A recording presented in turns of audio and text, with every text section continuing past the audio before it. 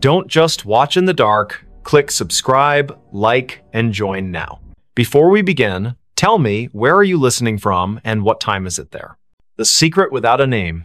The cold was biting, and the silence of Anchorage's streets at 2 a.m. felt unnatural. Amelia Mitchell pulled her coat tighter around herself as she hurried down a dimly lit sidewalk. The snow crunched under her boots, each step echoing in the stillness like an unwelcome intrusion. She shouldn't have been out here this late, but something about the call from Sophia Miller had made her stomach churn, a desperate voice pleading for help before the line went dead. Amelia's breath came out in visible puffs, quickening with every second that passed. Her gloved hands tightened around the strap of her bag as she turned onto Sophia's street. It was eerily empty, the kind of emptiness that didn't feel right even for a place buried deep in winter. Streetlights flickered above, casting long shadows on the snow-covered ground. The houses here were mostly dark, their windows staring blankly into the night, except for one, a faint light glowed behind closed curtains at the end of the block. That must be it, she thought, her heart pounding harder now. Sophia lived alone, always insisting she liked the quiet solitude of Anchorage winters. But tonight, there was no answer when Amelia knocked on the door. She tried again, louder this time, her knuckles rapping against the wood with urgency. "Sophia? Are you there?" Only silence greeted her, broken only by the distant hum of power lines swaying in the wind. She reached for her phone to call again, but just as her thumb hovered over the screen, she heard it a faint creak from inside the house. It wasn't enough to dismiss as settling wood, it carried weight, purpose. Amelia hesitated, then pressed her ear closer to the door. Another sound followed, softer but unmistakable, shuffling footsteps, moving away from where she stood. "Sophia?" she called again, her voice trembling. No response. Just the oppressive silence pressing back against her words. Then, without warning, the doorknob began to turn slowly. So slowly, it seemed deliberate. Amelia stumbled backward, nearly slipping on the icy steps leading up to the porch. Her pulse roared in her ears as the door swung open wide, revealing nothing but darkness beyond. There was no one there, not immediately anyway. But as Amelia forced herself to peer inside, she noticed something odd, a trail of wet footprints leading further into the house. They weren't hers. They couldn't be. She hadn't stepped inside yet. And they weren't fresh either, not entirely. Some parts of the prints gleamed with melted snow, while others looked older, partially dried and smeared as if someone or something had walked through days ago but left traces that refused to fade. Against her better judgment, Amelia stepped inside. The warmth of the house hit her instantly, though it brought little comfort. Something about the air felt wrong, stale, heavy, as if it hadn't circulated properly in weeks. She glanced around the living room, taking in the familiar clutter of books and photographs scattered across shelves. Everything seemed normal, until she saw the photo frame lying face down on the coffee table. She picked it up cautiously, turning it over. It was a picture of Sophia smiling brightly next to Jackson Cole, her boyfriend or ex-boyfriend, depending on who you asked. Their faces were scratched out violently, gouges cutting through the glass like angry scars. A chill ran down Amelia's spine. This wasn't random vandalism. Someone had done this deliberately, methodically. Before she could process what it meant, another noise caught her attention, a low scraping coming from somewhere deeper in the house. It sounded like nails being dragged along a hard surface, slow and rhythmic, punctuated by pauses that somehow felt more menacing than the sound itself. Amelia swallowed hard, clutching her phone tightly in her hand. She considered calling the police, but what would she say? That she broke into her friend's house because of some creepy noises? They'd think she was crazy. Instead, she moved cautiously toward the hallway, following the sound despite every instinct screaming at her to leave. The hallway was narrow, lined with family portraits that seemed to watch her as she passed. Each frame held a face frozen in time, eyes staring ahead as if waiting for something. At the far end, a door stood slightly ajar, light spilling out from within. The scraping grew louder, closer, and Amelia realized it was coming from behind that door. Her palms were slick with sweat beneath her gloves as she pushed it open just enough to peek inside. What she saw stopped her dead in her tracks. The room was small, cluttered with boxes stacked haphazardly against the walls. In the center sat a chair, and on the chair was Sophia, or at least what remained of her. Her body slumped forward unnaturally, head hanging limp as if her neck couldn't support its weight anymore. Blood pooled beneath the chair, dark and congealed, staining the hardwood floor. But the worst part was her face, or rather, the absence of it. Where Sophia's features should have been, there was only smooth, featureless skin stretched taut over bone. Amelia gagged, stumbling backward as bile rose in her throat. She wanted to scream, to run, but her legs wouldn't obey. Instead, she froze, transfixed by the sight before her. And then, from somewhere behind her, a voice spoke softly, almost kindly. "You shouldn't have come." She spun around, heart hammering wildly, but there was no one there. The hallway was empty, the portraits still staring silently ahead. Yet the voice lingered in her mind, repeating the same phrase over and over. "You shouldn't have come. You shouldn't have come." Amelia backed away, tripping over her own feet as she tried to retrace her steps toward the front door. But the layout of the house seemed different now, distorted somehow. Doors that hadn't been there before appeared in the walls, leading to rooms she didn't recognize. Shadows shifted unnaturally, twisting into shapes that defied logic. She could hear whispers now, too, overlapping voices murmuring in tones too low to understand. Panic set in fully as she realized she was trapped. Every step she took led her deeper into the labyrinthine nightmare of Sophia's home. The air grew colder with each passing moment, frost creeping up the walls and forming intricate patterns on the ceiling. And always, the whispers followed her, growing louder and more insistent. Finally, she found herself in a room she didn't remember entering. It was larger than any other space in the house, impossibly so, with walls made entirely of mirrors. Each reflection showed a version of herself, but none of them matched the person standing in the center of the room. Some looked older, gaunt, and hollow-eyed. Others appeared younger, innocent, and terrified. One reflection wasn't even human. It was a twisted, monstrous figure with elongated limbs and a mouth full of jagged teeth. Before she could react, the reflections began to move independently, stepping out of the mirrors and surrounding her. Their movements were jerky, unnatural, and they all spoke in unison, their voices blending into a single cacophony. "You know the secret," they hissed. "You've always known." Amelia shook her head frantically, tears streaming down her face. "I don't know anything," she screamed. But the figures only drew closer, their cold breath brushing against her skin. One of them reached out, its fingers brushing her cheek, and suddenly memories flooded her mind, memories that weren't hers. Images of Sophia, of Jackson, of secrets whispered in the dark, of a nameless thing lurking just beyond the edge of perception, waiting patiently for someone foolish enough to stumble upon it. And then everything went black. When Amelia woke, she was outside again, lying in the snow. The house was gone, replaced by an empty lot surrounded by trees. Her phone buzzed in her pocket, and she fumbled to retrieve it, hoping desperately for some explanation. There was a text message from an unknown number containing only 3 words: "Tell no one." She stared at the screen, her hands shaking uncontrollably. Somewhere in the distance, she heard laughter, soft, childlike, and utterly devoid of joy. The whisper that never opened. It was 3 in the morning when Lucas Bennett first heard the sound. A faint whisper carried by the icy wind that swept through the narrow streets of Los Angeles. The city was unusually quiet for a place that never slept, its usual hum of life replaced by an unsettling stillness. Frost clung to the palm trees lining the sidewalks, their leaves glistening under the dim streetlights. Lucas had been walking home from his late shift at the diner when he noticed it, the whispering that seemed to follow him wherever he went. He pulled his jacket tighter around himself, trying to shake off the chill that wasn't entirely from the cold. The whisper grew louder as he passed an alleyway between 2 old brick buildings.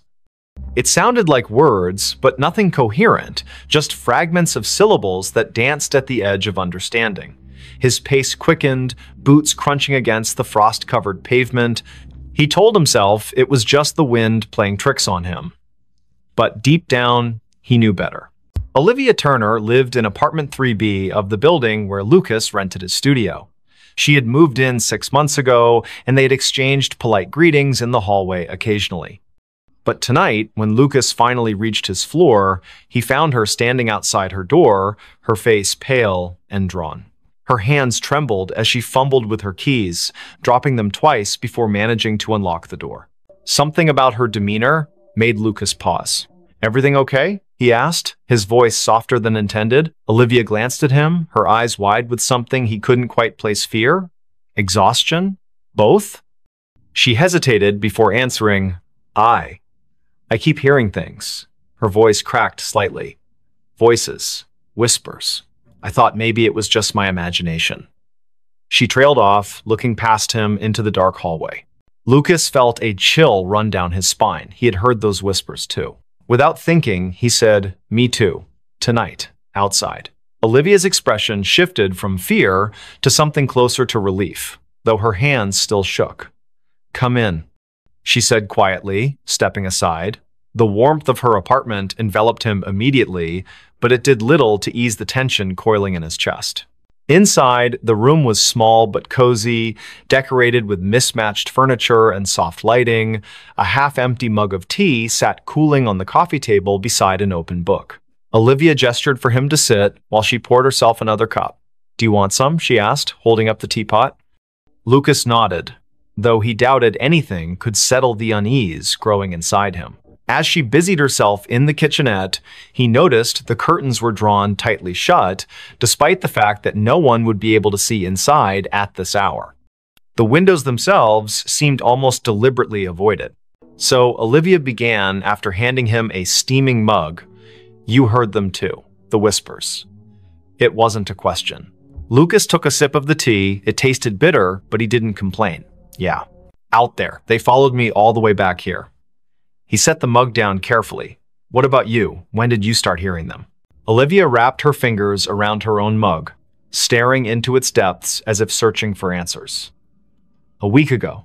At first, I thought it was just stress or lack of sleep. You know how it is, working long hours, trying to make ends meet. But then it got worse." She looked up at him, her gaze piercing. "They started coming closer, louder. Like they were right behind me, even when I was alone in my apartment." Lucas swallowed hard. "Did you tell anyone? Call someone?" Olivia shook her head. "Who would believe me? My friends think I'm overreacting. My landlord thinks I'm making excuses to get out of paying rent next month." She let out a humorless laugh. "And honestly, who can blame them? If I hadn't heard it myself tonight, I might not have believed me either." The silence that followed was heavy, broken only by the distant hum of traffic far below. Lucas glanced toward the window, where shadows flickered faintly against the drawn curtains. Was it his imagination, or did the air feel colder now? He turned back to Olivia. "There has to be an explanation. Maybe it's some kind of electrical interference, or, I don't know, plumbing noise?" Even as he said it, the words sounded hollow. Neither of them believed it. Olivia leaned forward, lowering her voice. "There's something else. Last night, I saw someone or something standing outside my window. Just a figure, barely visible through the frost. It didn't move, just stood there, watching." Her breath hitched. "When I went to check, there was no one there. No footprints, nothing. But the feeling, it stayed with me. Like I wasn't alone anymore." Lucas felt a knot tighten in his stomach. He wanted to dismiss her story as paranoia, but the memory of the whispers he'd heard earlier lingered vividly in his mind. "Have you tried leaving? Going somewhere else for a few days?" She shook her head again. "I can't afford to leave. And besides," she hesitated, glancing toward the window once more, "it feels like it's following me. Wherever I go, whatever I do, it's always there, waiting." The weight of her words settled over them like a suffocating blanket. Lucas finished his tea, setting the empty mug aside. "We should figure this out together," he said finally. "Whatever it is, if it's real, we'll find a way to stop it." Olivia gave him a small, grateful smile, but her eyes remained haunted. Over the next hour, they talked about everything they could remember. The timing of the whispers, any patterns or triggers, whether they had noticed anything unusual in their daily routines. The conversation helped distract them temporarily, but neither could shake the sense that they were being watched. Every creak of the building, every gust of wind outside, sent jolts of adrenaline coursing through their veins. Eventually, Lucas realized he needed to get back to his own apartment. Reluctantly, he stood, thanking Olivia for the tea. She walked him to the door, her hand lingering on the doorknob. "Be careful," she whispered, "and if you hear anything again, don't go looking for it." He nodded, forcing a reassuring smile he didn't feel. "You too. Lock your door tight." With that, he stepped out into the hallway, closing the door softly behind him. For a moment, he stood there, listening. The whispers weren't audible now, but the oppressive silence felt just as menacing. Back in his studio, Lucas locked his door and double-checked the windows. He debated calling someone, anyone, but who would he call? Who would understand, without dismissing him outright? Instead, he lay down on his bed, staring at the ceiling as exhaustion slowly crept over him. Sleep came fitfully, plagued by dreams of shadowy figures and unintelligible voices echoing endlessly in his ears. The next morning brought little relief. Though the sun eventually rose, casting weak light over the frost-laden city, the oppressive atmosphere remained. Lucas called in sick to work, unable to face the idea of leaving his apartment. Around noon, there was a knock at his door. It was Olivia, carrying a bag of groceries and wearing a nervous smile. "I figured we could use some supplies," she said, stepping inside, "and maybe staying together will help." Lucas didn't argue. Together, they spent the day researching local legends, urban myths, anything that might explain what was happening. They scoured forums, read articles, even dug into old newspaper archives online. Most of it was nonsense ghost stories and conspiracy theories, but one thread caught their attention. A user named Silent Watcher had posted about a series of disappearances in Los Angeles during the winter months over the past decade. The cases were unsolved, dismissed as runaways or accidents, but certain details stood out. Witnesses reported hearing strange noises before the victims vanished. Some claimed to have seen shadowy figures lurking near windows or alleys. The posts were vague, but the similarities were impossible to ignore. As evening fell, the temperature dropped sharply. The heater struggled to keep up, and both Lucas and Olivia found themselves bundled in blankets, huddled together on the couch. The whispers returned, louder this time, seeping through the walls like water. They exchanged panicked looks, hearts pounding in unison. Whatever it was getting closer. Desperation drove them to action. Armed with flashlights and makeshift weapons, a baseball bat for Lucas, a kitchen knife for Olivia, they ventured into the hallway. The whispers surrounded them now, forming a cacophony of disjointed sounds that clawed at their sanity. Each step felt heavier than the last, as if the air itself resisted their movement. At the end of the hallway, the emergency exit stood ajar, frost creeping inward. Beyond it lay the fire escape, descending into darkness. Lucas hesitated, gripping the bat tightly. "Do we really want to know what's out there?" he whispered. Olivia didn't answer, her eyes fixed on the gap. Slowly, they stepped through, bracing themselves for whatever awaited them. The metal stairs groaned under their weight, each step echoing ominously in the frigid night. Below, the alley was shrouded in shadow, the streetlights casting long, distorted reflections on the icy ground. Movement caught the corner of Lucas's eye, a flicker, gone before he could focus. Then another, and another. Shapes darted between the buildings, fleeting glimpses of something humanoid, yet wrong. "Run," Olivia hissed, clutching his arm. They bolted down the remaining steps, slipping on patches of ice as they fled.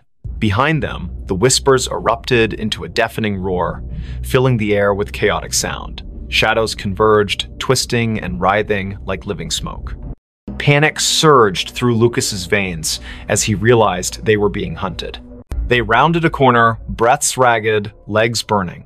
Ahead, a familiar figure emerged from the darkness. It was Benjamin Hayes, a neighbor whose face they recognized, but whose name they rarely spoke. His expression was blank, his movements mechanical.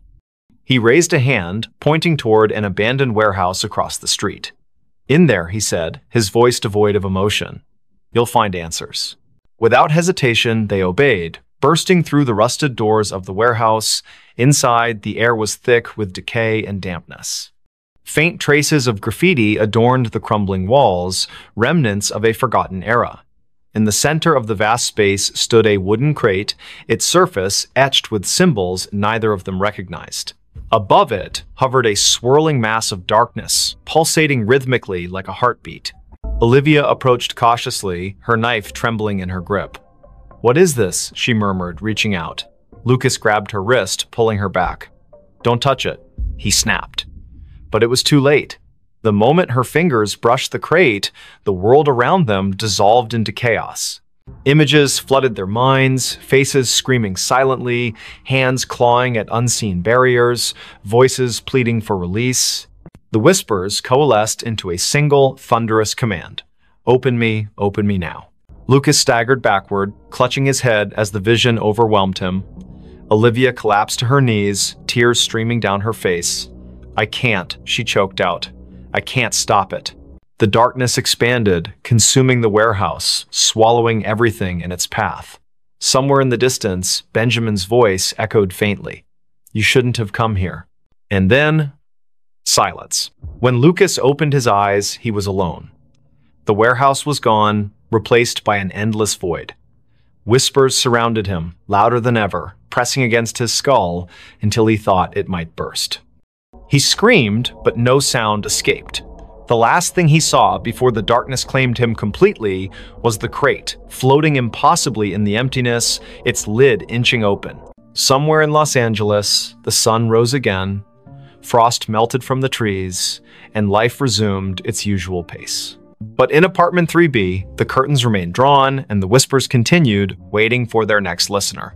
Don't just watch in the dark, click subscribe, like, and join now. Before we begin, tell me, where are you listening from and what time is it there? The Book That Called Me.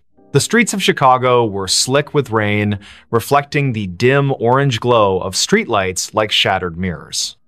It was 5 in the morning, and the city seemed to hold its breath under a heavy sky streaked with gray clouds. The storm had rolled in from Lake Michigan without warning, drenching everything in sight.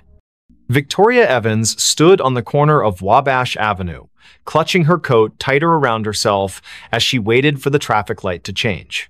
She hated mornings like this, cold, wet, and eerily quiet, but her job at the library demanded punctuality.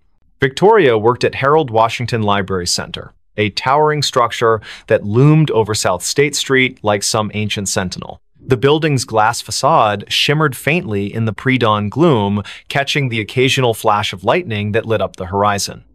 As she approached the entrance, her shoes squelching against the wet pavement, she noticed something odd, a single book lying face down on the steps leading up to the main doors. Its cover was dark, almost black, and water pooled around it in tiny rivulets. No one else was around. The security guard, who usually manned the early shift, hadn't arrived yet. She hesitated for a moment before picking it up. The book felt heavier than it should have been, its pages damp but not entirely soaked through. There was no title on the spine or cover, just an embossed pattern of swirling lines that seemed to shift slightly when viewed from different angles. A shiver ran down her spine, though she couldn't say why. Maybe it was the way the book felt. Alive somehow, pulsing faintly in her hands. Still, curiosity got the better of her. She tucked it under her arm and pushed open the heavy glass door. Inside, the library was silent except for the faint hum of fluorescent lights overhead. Rows upon rows of shelves stretched out into shadowy corners, their contents neatly organized, yet somehow foreboding in the dim light. Victoria made her way to the circulation desk near the center of the atrium, setting the book down carefully, as if afraid it might bite. Her fingers lingered on the cover for a second longer than necessary before she pulled them away abruptly. Something about it unsettled her deeply, though she couldn't put her finger on what exactly it was. Her coworker, Daniel Harris, arrived shortly after, yawning loudly as he shuffled toward the desk. He was tall and lanky, with messy brown hair that stuck out in all directions despite his best efforts to tame it. "Morning, Vic," he muttered, glancing briefly at the book before shrugging. "What's this?" "I found it outside," Victoria replied, keeping her voice low so as not to disturb the stillness. "It doesn't have a title or anything." Daniel raised an eyebrow but didn't comment further. Instead, he reached out to touch the book, his hand hovering above it for a moment before making contact. His expression changed instantly from mild curiosity to outright alarm. "Whoa, this thing is freezing." Victoria nodded, though she hadn't thought much of the temperature earlier. Now that Daniel mentioned it, the air around the book did seem colder, almost unnaturally so.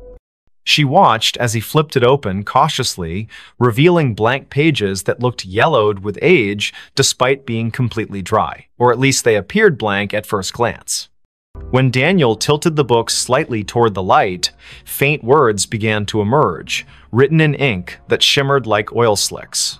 They weren't English or any language Victoria recognized, but the shapes twisted and writhed across the page as if trying to escape the confines of the paper. "This is messed up," Daniel whispered, snapping the book shut quickly.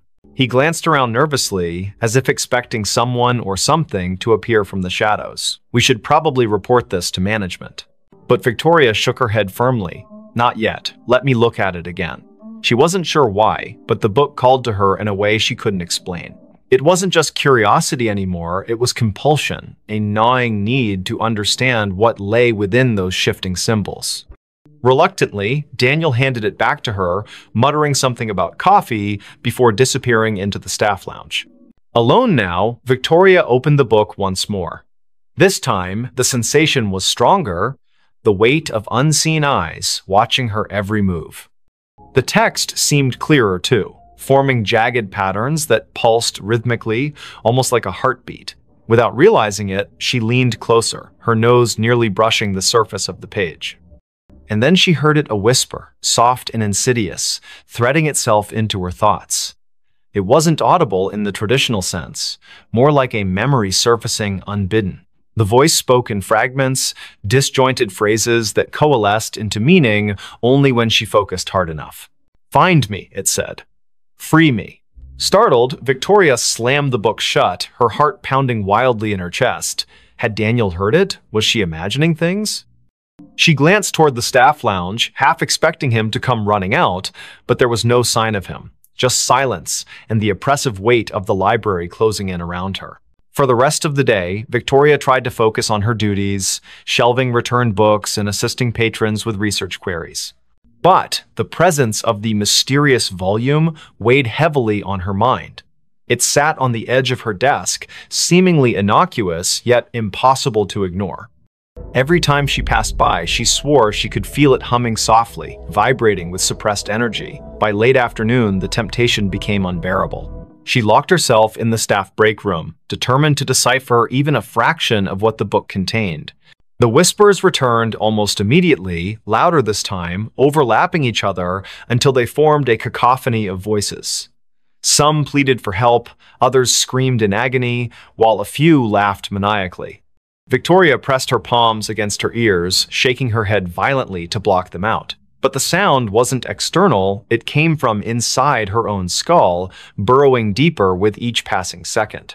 Tears streamed down her face as she forced herself to concentrate, tracing the intricate patterns on the page with trembling fingers.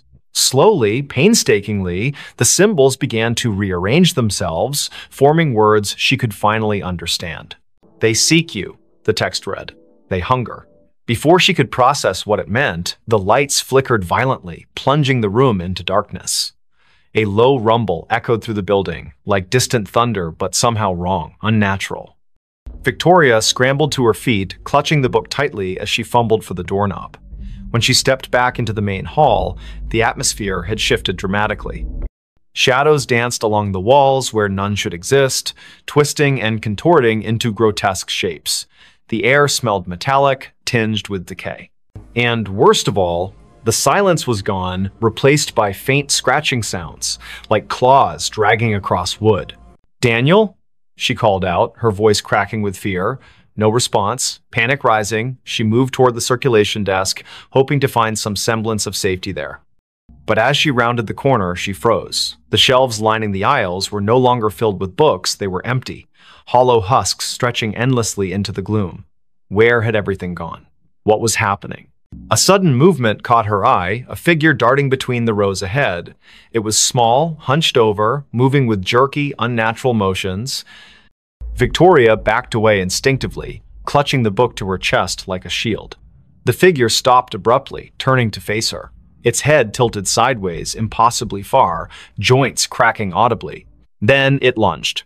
She screamed, stumbling backward as the creature skittered forward on all fours, its limbs elongated and spider-like. Its face, if it could be called that, was featureless save for a gaping maw lined with needle-sharp teeth. The thing moved faster than she thought possible, closing the distance between them in seconds. Just as it leapt toward her, Victoria threw the book at it in desperation. The impact sent it sprawling, screeching in pain as smoke rose from where the tome had struck its body. Seizing the opportunity, she bolted toward the exit. Outside, the rain had intensified, soaking her instantly as she sprinted down the steps. Thunder boomed overhead, drowning out the sound of her frantic footsteps. She didn't stop running until she reached her car, slamming the door shut behind her and locking it with shaking hands. Breathing heavily, she glanced at the passenger seat and froze. The book sat there, dripping wet, its cover cracked open slightly to reveal glowing symbols etched onto the inner pages. "No," she whispered, reaching out tentatively. "How did you?"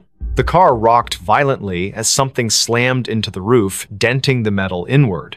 Another crash followed, then another, accompanied by guttural growls that reverberated through the vehicle. Victoria ducked low, covering her head as shards of glass rained down from the shattered windshield. Through the chaos, she saw the library in the distance, its windows pulsing with sickly green light. The book vibrated fiercely in her lap, urging her to return. Against her better judgment, she obeyed. Back inside, the scene had changed again. The aisles were intact now, stocked with books as if nothing had happened, yet the oppressive feeling lingered, thicker than ever. The whispers grew louder, converging into a single voice that spoke directly to her. "You cannot run," it hissed. "You are mine now." Victoria spun around, searching for the source, but found only emptiness. Until she saw him, the man standing at the end of the aisle, partially obscured by shadows. He wore a tattered suit, his skin pale and translucent, eyes sunken and hollow. In his skeletal hands, he held a copy of the same book she carried. "Michael Parker," he rasped, taking a step closer. "I've been waiting." And then the world dissolved into darkness. When Victoria awoke, hours later, she was seated at the circulation desk. The library was empty, bathed in the golden light of dawn filtering through the windows. For a moment, she thought it had all been a nightmare. But when she looked down, the book lay open before her, its pages filled with fresh writing. "They will come for you next." The room behind the wall. Rain poured relentlessly over Anchorage as Daniel Harris drove through the deserted streets of the city just before dawn. The windshield wipers struggled to keep up with the deluge, while his headlights barely pierced the darkness, reflecting off the slick asphalt where puddles grew larger by the minute. He had moved to Alaska 3 months ago, seeking a fresh start after his divorce, finding solace in the isolation and cold weather that matched his mood. His new job at the local library kept him busy during the day, but the nights were long and lonely in his rented apartment on the outskirts of town. Daniel gripped the steering wheel tighter as he turned onto his street, noticing something unusual about his building. The third-floor window of his apartment was illuminated, though he distinctly remembered turning off all the lights before leaving for his early morning drive. A chill ran down his spine that had nothing to do with the Alaskan spring air seeping through the car's vents. He parked and sat for a moment, watching the rain streak down his windshield while debating whether to call the police or investigate himself. The rational part of his mind told him it was probably just a blown fuse or faulty wiring, but something about the yellow glow emanating from behind the curtains felt wrong. As he stepped out of the car, the cold rain immediately soaked through his jacket, and he could feel the water pooling in his shoes. The street was eerily silent except for the sound of rain hitting every available surface. No other cars passed by, no neighbors peeked out their windows. It was as if the entire neighborhood had been abandoned except for him and whatever waited inside his apartment. Reaching his door, he hesitated before inserting the key. The lock turned smoothly, too smoothly, as if someone had recently oiled it. Pushing the door open slowly, he called out, "Hello?" though his voice barely rose above a whisper. The hallway light was on, which he definitely hadn't left that way. His heart pounded in his chest as he stepped inside, closing the door behind him with a soft click. The apartment seemed undisturbed at first glance. His coat still hung on the rack, his shoes remained neatly by the entrance, but something felt fundamentally different about the space. As he moved further into the living room, he noticed small details that sent warning signals through his mind. The books on his coffee table were slightly askew, not dramatically so, but enough to suggest they'd been handled recently. His laptop, which he always closed when leaving, was open and displaying the screensaver. More disturbingly, there was a faint smell in the air, something metallic and organic that made his stomach churn. It wasn't quite blood, but it carried the same primal warning that danger had been here, lingered, and might return at any moment. The bedroom door was ajar, and against his better judgment, Daniel pushed it open wider. Everything appeared normal until he noticed the closet door was slightly open, revealing a shadowy gap between the wall and the frame. He never left that door open, not since moving in. As he approached, he heard a soft creak from somewhere deep within the walls, like wood settling but with an unnatural rhythm. The sound repeated itself, growing louder and more insistent, then stopped abruptly. His breath caught in his throat as he realized the noise wasn't coming from the building's old structure, but rather from behind the wall itself. The next morning, Victoria Evans arrived at Daniel's apartment complex for their scheduled meeting. They had connected through a local support group for newcomers to Anchorage, bonding over their shared experiences of adjusting to life in Alaska. She stood outside his door, knocking repeatedly while checking her watch. The rain had lessened to a drizzle, but dark clouds still pressed heavily against the sky. When there was no answer after several minutes, she tried the door handle and found it unlocked. Inside, the apartment was deathly quiet, with an oppressive atmosphere that made her skin crawl despite the warmth of the heating system. Victoria called out Daniel's name as she entered, immediately noticing the same subtle signs of disturbance he had observed earlier. On the kitchen counter, she spotted his phone charger still plugged in, its cord coiled neatly, evidence that he hadn't planned to be gone long. In the living room, the books on the coffee table caught her attention. She recognized some of the titles. They were ones Daniel had mentioned reading recently, but now they seemed arranged in a pattern that suggested deliberate placement rather than casual browsing. Her unease grew as she noticed scuff marks on the carpet leading toward the bedroom. In the bedroom, Victoria's trained eye, honed from years working as a social worker, detected details others might miss. The closet door was indeed open, but what drew her attention was the baseboard along the far wall. There were fresh scratches marring the paint, and when she knelt to examine them closer, she discovered tiny fragments of plaster embedded in the carpet. Standing up, she pressed her palm against the wall and felt it give slightly, accompanied by a soft crunching sound. Her heart raced as she realized this section of the wall was thinner than it should be, as if something lay hidden behind it. Michael Parker, the building's maintenance supervisor, arrived shortly after Victoria's call. A grizzled man in his late 50s with decades of experience in construction and property management, he listened intently as she explained her findings.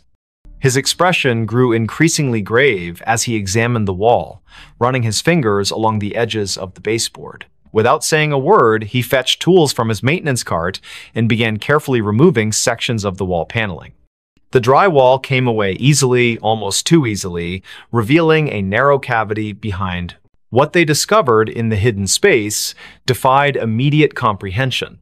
Packed tightly within the cavity were dozens of small objects wrapped in yellowed newspaper, each bundle tied with twine. The air that escaped as Michael opened the first package carried the same metallic smell Victoria had detected earlier. Inside was a collection of personal items, a child's necklace, a set of house keys, a driver's license belonging to someone named Sarah Mitchell. Each successive package contained similar artifacts, all meticulously preserved, but clearly taken from different individuals over many years. The realization hit them simultaneously. They had uncovered evidence of something far more sinister than either had imagined possible. The discovery triggered a chain reaction of events that consumed the lives of everyone involved. Local authorities descended upon the building, forcing residents to evacuate while forensic teams worked around the clock. Victoria found herself unable to leave, drawn back daily to witness the investigation unfold. She learned that the building had been constructed in the 1920s and had changed hands numerous times throughout its history. Previous tenants had reported strange occurrences, sounds behind walls, unexplained shadows, sudden temperature drops, but these complaints had always been dismissed as typical of older buildings. What no one had suspected was that someone had been using the building's hidden spaces as a repository for stolen memories. As detectives cataloged the items, patterns emerged that chilled even the most seasoned investigators.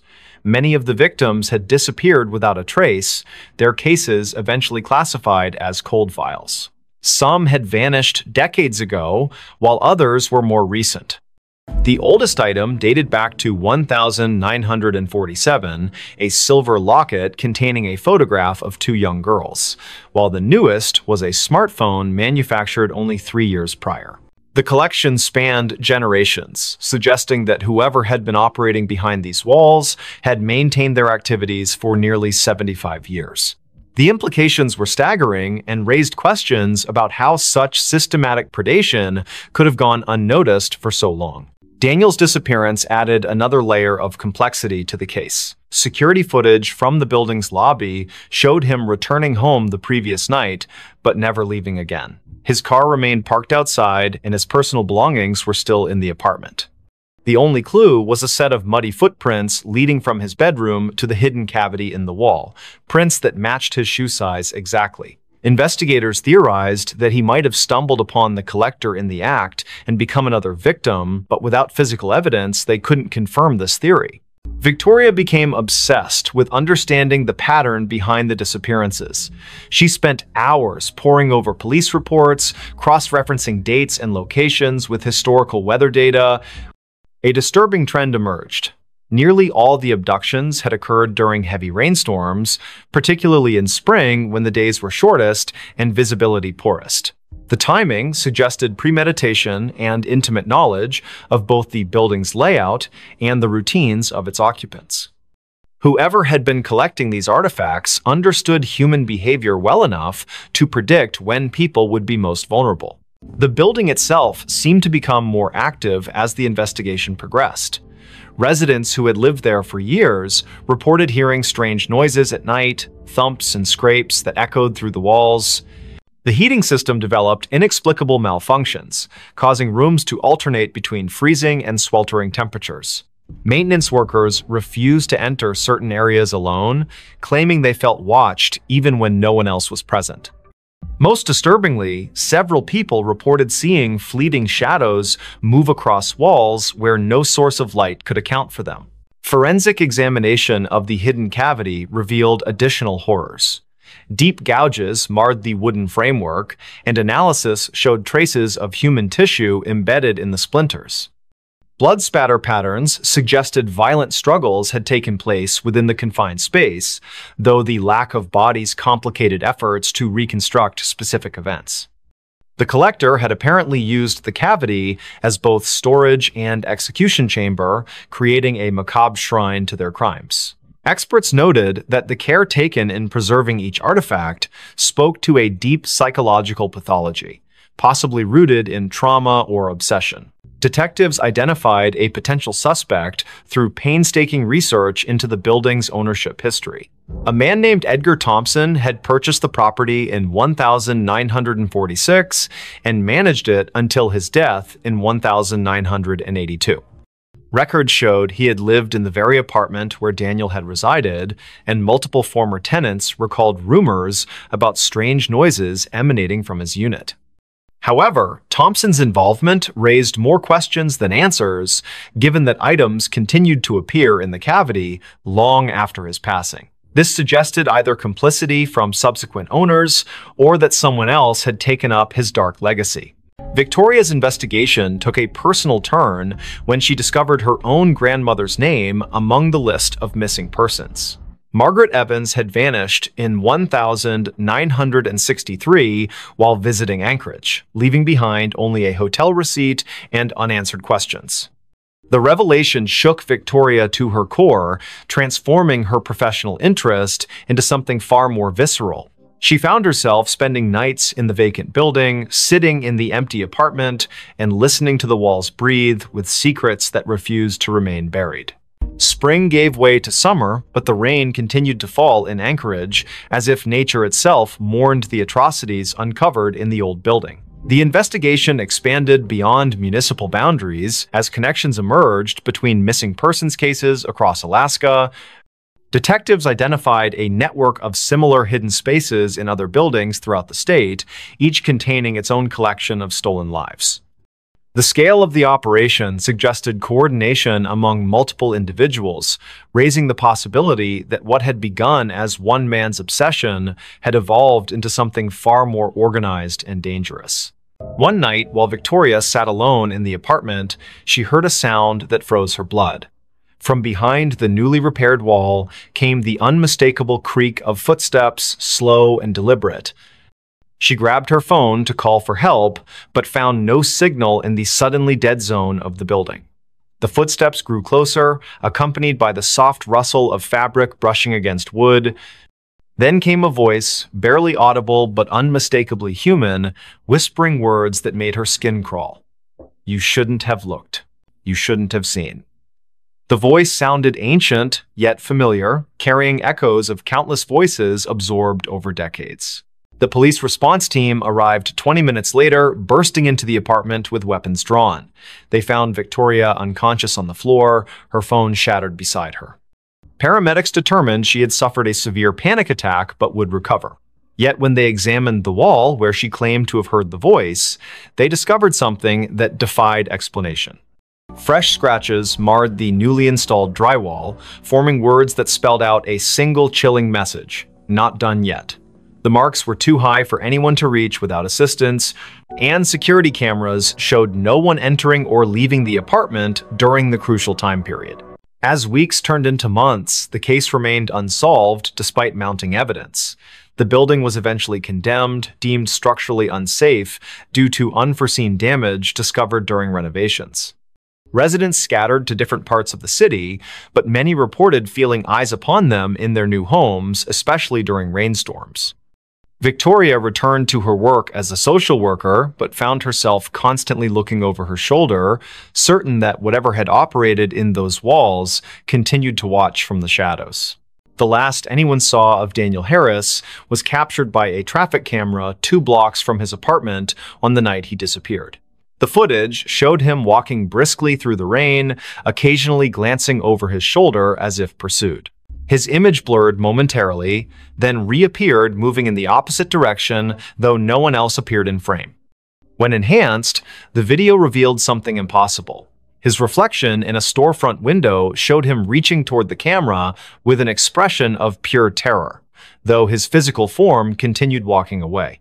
The file remains archived, awaiting technological advances that might explain the anomaly. Today, the building stands empty on the outskirts of Anchorage, its windows boarded up and its doors sealed with official notices. During heavy rains, passers-by claim to hear faint whispers emanating from within, voices overlapping in desperate pleas for help. Local authorities maintain regular patrols of the area, though officers assigned to these duties often request transfers after short periods. The case files remain open, gathering dust in secure archives while waiting for new leads that may never come. And somewhere, in the spaces between walls and beneath floorboards, the collection continues to grow. Don't just watch in the dark, click subscribe, like, and join now. Before we begin, tell me, where are you listening from and what time is it there? The customer who never left the store. The cicadas were louder than usual that summer night in Charleston, their rhythmic buzzing weaving through the thick humidity that clung to every surface. Lucas Allen stood behind the counter of his small convenience store on King Street, absently wiping down the already spotless glass display case. The neon open sign flickered slightly in the window, casting an uneven glow across the rows of snacks and beverages lining the aisles. It was nearly midnight, and the usual Friday crowd had already come and gone, leaving only the persistent hum of the refrigerators and the distant sound of traffic from the historic district. Lucas checked his phone for what felt like the 100th time that evening. No new messages, just another quiet night in a city that never truly slept. He sighed and glanced at the security camera monitors mounted above the cigarette rack. Each screen showed a different angle of the store's interior, all empty except for his own reflection in the convex lenses. Something about tonight felt different though, like the air itself was heavier than normal. His eyes lingered on the darkest corners of the footage before moving back to the register. The bell above the door jingled softly, making Lucas look up with automatic politeness. A woman stepped inside, her presence immediately altering the atmosphere of the shop. She wore a long coat that seemed inappropriate for the sweltering July heat, its dark fabric hanging loosely around her thin frame. Her face was partially obscured by stringy blonde hair that caught the fluorescent light in strange ways, as if it didn't quite belong there. Lucas noticed how her shoes made no sound against the tiled floor. "Can I help you find something?" he asked, his voice carrying just a touch of professional warmth. The woman didn't respond right away. Instead, she moved slowly toward the back of the store, her head tilted at an unnatural angle as she examined the shelves. Lucas watched her reflection in the glass refrigerator doors. Something about her movements seemed off, almost mechanical. Charlotte Robinson pushed her cart down aisle 3, debating between chips and pretzels. She paused when she realized the woman in the dark coat hadn't moved from where she'd been standing for the past 10 minutes. The stranger was now facing the wall, one hand resting on the metal shelving unit. Charlotte cleared her throat softly as she passed, but the woman didn't acknowledge her presence. There was something unsettling about the way her fingers curled around the edge of the shelf, knuckles white against the dull metal. Lucas finished counting the drawer for the 3rd time, the numbers blurring together in his mind. The woman still hadn't approached the register. He could see her in his peripheral vision, standing in the same spot near the snack aisle. Occasionally, he'd hear the soft rustle of her coat, though he couldn't be sure if she was actually moving anything from the shelves. The store's lights seemed dimmer than usual, casting long shadows across the floor. When he looked directly at her, she appeared perfectly normal, just another customer browsing late at night. But whenever his attention shifted elsewhere, he could feel her watching him. Amelia Mitchell entered the store 20 minutes later, her nurse's scrubs still damp from walking through the humid night air. She needed headache medicine after her double shift at Roper Street Francis Hospital. The first thing she noticed was the temperature. It felt several degrees colder inside than it should have been. Then she saw the woman in the dark coat standing near the beverage coolers. Something about her posture seemed wrong, like she was leaning into the glass without actually touching it. Amelia grabbed her medicine quickly, avoiding eye contact as she approached the register. The transaction took longer than necessary. Lucas kept glancing at the security monitors, noting how the woman's position never changed despite the passage of time. On the cameras, she appeared as a dark smudge against the bright colors of the snack aisle, her features indistinct even in high definition. When he finally looked up from the register, Amelia was already gone, leaving behind only the faint scent of hospital-grade soap. The cicadas outside seemed louder now, their song almost frantic against the glass windows. Charlotte decided she needed to leave. The woman had started humming softly, a tune that sent shivers down her spine, though she couldn't place why. As she approached the register, she noticed something peculiar. The floor tiles beneath the woman's feet looked newer than the rest, as if they'd been recently replaced. The grout lines were cleaner, the pattern slightly misaligned with the surrounding area. Lucas rang up her purchase without speaking, his hands trembling slightly as he handled the cash. Neither of them acknowledged the figure still standing silently among the snacks. The clock ticked past midnight. Lucas began his closing routine, straightening displays and checking expiration dates. The woman remained in her spot, seemingly unaware of the store's operating hours. When he finally mustered the courage to approach her, she turned toward him with a smile that didn't reach her eyes. "I'll be leaving soon," she said, her voice carrying an odd echo despite the carpeted floor. Lucas nodded and returned to the register, though his heart pounded in his chest. Something about her statement felt more like a warning than an assurance. Amelia couldn't shake the feeling that she'd seen the woman before. During her walk home, fragments of memory surfaced. A patient years ago who had died in room 312, her body found cold and alone after the night staff failed to check on her. The details matched too perfectly. The dark coat, the stringy blonde hair, the way she stood so still, it was easy to forget she was there. Amelia quickened her pace, the streetlights casting long shadows that seemed to stretch toward her from every direction. Back at the store, Lucas prepared to lock up. The woman was still there, now examining the lottery tickets with unnatural focus. Her reflection in the glass case showed details that shouldn't have been possible, her eyes too large, her mouth moving, though no sound emerged. When Lucas announced the store was closing, she simply nodded and walked toward the back exit. The security cameras captured her movements perfectly until she reached the threshold, then suddenly she vanished from all screens simultaneously. Charlotte lay awake in her apartment on Queen Street, unable to stop thinking about the encounter. The humming had lodged itself in her mind, repeating endlessly like a broken record. She pulled out her phone and searched recent news articles, finding nothing unusual about the convenience store or its employees. Yet when she scrolled through the business's social media page, she noticed something strange. In every photo taken inside the shop, the same dark figure appeared in the background, always partially obscured, but unmistakably present. Lucas locked the front door and set the alarm, his hands shaking as he worked. The back exit showed no signs of forced entry or recent use. The woman's absence felt heavier than her presence had been. As he walked to his car, he couldn't shake the sensation of being watched. The parking lot lights buzzed faintly overhead, attracting clouds of insects that cast dancing shadows across the asphalt. When he glanced back at the store windows, he saw her standing exactly where he'd left her, staring out with an expression he couldn't read. Amelia called in sick the next day, unable to face the memories flooding back with each passing hour. She researched the store's history, discovering it had been built on the site of an old boarding house that burned down decades ago. Records mentioned a woman who had disappeared during the fire, her body never found among the charred remains. The description matched the figure from the store perfectly, right down to the humming that witnesses claimed they could still hear on quiet nights. The following evening, Lucas arrived for his shift to find everything exactly as he'd left it. The security footage showed 14 hours of empty aisles and silent registers.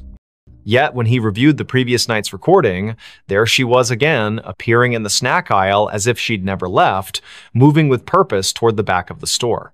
The timestamp confirmed she'd been there the entire time, invisible to everyone except through the unblinking eyes of the cameras. Charlotte couldn't stay away. Something compelled her to return to the store, to confront the mystery that had taken root in her thoughts. When she entered that night, the air felt colder than before, and the humming was louder, vibrating through her bones like a tuning fork. The woman stood in the same spot, surrounded by products that seemed to decay faster than they should. Their expiration dates read months in the future, yet their packaging was faded and brittle, as if time itself bent around her presence. Lucas began documenting everything. He kept detailed notes about each encounter, noting patterns in her behavior and appearance. The woman never spoke unless directly addressed, and even then, her responses were cryptic and often nonsensical. Yet, she seemed to know intimate details about each person who interacted with her, childhood memories Charlotte had forgotten, medical cases Amelia thought she'd kept confidential, personal struggles Lucas had never shared with anyone. The knowledge hung in the air like a threat, preventing them from seeking help. The city continued its usual rhythm around them, oblivious to the supernatural phenomenon unfolding on King Street. Tourists snapped photos of the historic district, capturing streaks of darkness in their pictures that they dismissed as lens flares. Locals complained about power fluctuations in the area, their clocks running minutes fast or slow without explanation. The cicadas grew louder with each passing night, their song taking on an almost musical quality that matched the woman's haunting melody. Amelia discovered other victims during her research, people who had encountered similar figures in different locations throughout Charleston's history. Each story followed the same pattern. A mysterious woman appearing in places of commerce, lingering beyond reason, collecting pieces of people's lives until they became trapped in her orbit. Some claimed she was searching for something specific, others believed she fed on human connection. All agreed that once she marked you, there was no escaping her influence. Lucas found himself changing. His reflection in the store windows seemed less substantial, his features fading slightly each day. Customers commented on how tired he looked, though he slept better than he had in years. The security cameras captured moments when he wasn't entirely present, his form flickering like static between frames. The woman watched these transformations with apparent satisfaction, her humming growing more complex, as if composing a symphony only she could hear. Charlotte's friends noticed her withdrawal from social activities. She spent hours sitting in her apartment, staring at the convenience store's security feed she'd hacked into. The woman's movements created patterns that resembled ancient symbols when traced over time. Mathematical equations formed in the spaces between appearances, suggesting a logic behind the madness. Yet each revelation came at a cost, fragments of Charlotte's personality chipped away, replaced by an understanding she couldn't articulate. The temperature in the store dropped steadily, creating condensation on the windows that spelled out words when viewed from certain angles. "Help me" appeared repeatedly, though none of them could determine if it was a plea or a command. The refrigeration units malfunctioned constantly, their contents freezing solid regardless of settings. Products aged rapidly on the shelves, some turning to dust within hours of stocking. Time itself seemed to warp around the woman, bending reality to accommodate her presence. Amelia's dreams became vivid and disturbing. She found herself wandering through endless aisles of forgotten stores, each one containing the same dark figure waiting patiently. The humming followed her into consciousness, becoming a constant companion that drowned out other sounds. Her colleagues at the hospital remarked on her improved intuition regarding patient care, though they couldn't explain how she knew things she shouldn't. The line between her world and the woman's realm blurred until she couldn't tell which side she belonged to. Lucas attempted to break the cycle by staying away from the store. For 3 days, he avoided King Street entirely, hoping distance would sever the connection. Instead, the woman's influence grew stronger. She appeared in his apartment mirror, reflected in puddles during rainstorms, visible in the steam rising from his morning coffee. The humming never ceased, matching his heartbeat until he couldn't distinguish between internal and external sounds. His attempts to warn others fell on deaf ears, their faces blank as if seeing through him. Charlotte documented everything obsessively, filling notebooks with observations and calculations. The patterns revealed themselves gradually, forming a complex web of connections between victims across generations. Each person had experienced loss or isolation significant enough to create a void the woman could fill. They had sought comfort in material possessions, believing wealth or convenience could replace human connection. The realization hit her like a physical blow. They were all customers who had never truly left the store, trapped by their own desires. The final confrontation occurred on the hottest night of the summer. The cicadas screamed in harmony with the humming, their combined song shaking the glass in the store's windows. Lucas, Charlotte, and Amelia found themselves drawn back to the convenience store despite their efforts to resist. The woman waited for them in aisle 3, her dark coat billowing as if caught in a wind that didn't exist. Her smile revealed too many teeth, each one gleaming like polished stone. "You've learned," she said, her voice resonating through the empty store. But learning isn't enough. The floor tiles beneath them shifted, revealing the foundation of the old boarding house.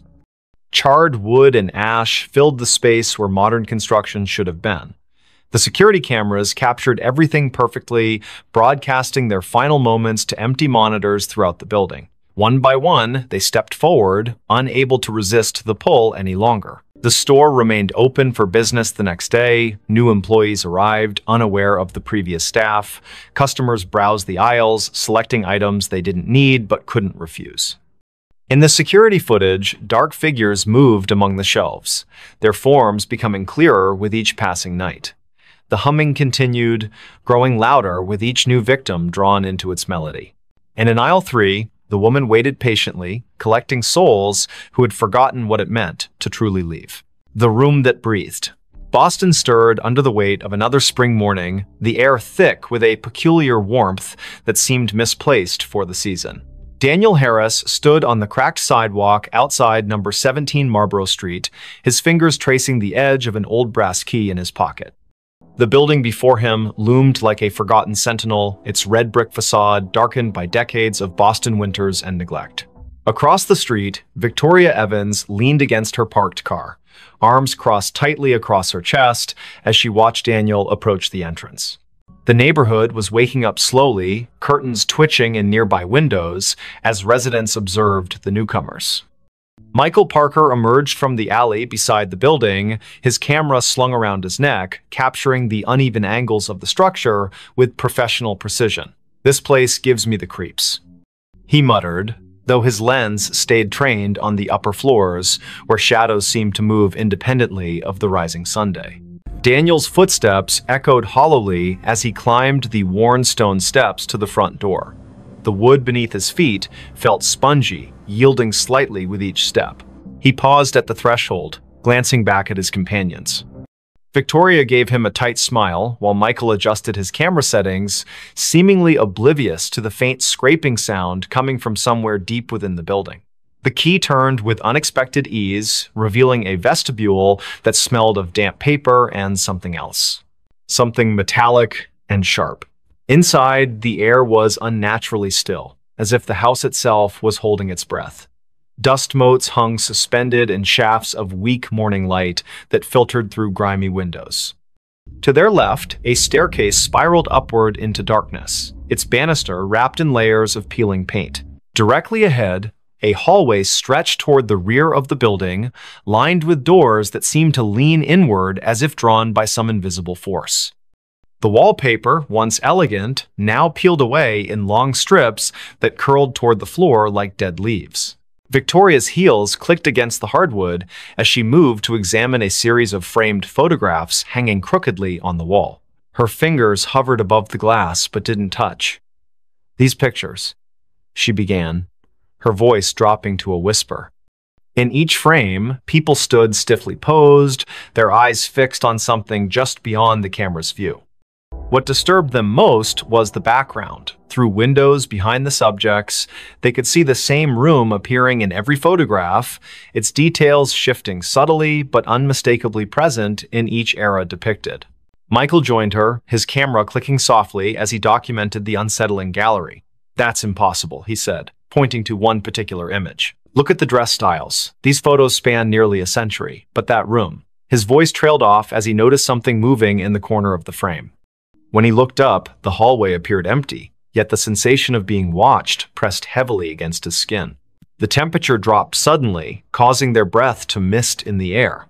From somewhere above came the distinct sound of footsteps, slow and deliberate, pacing back and forth across the ceiling.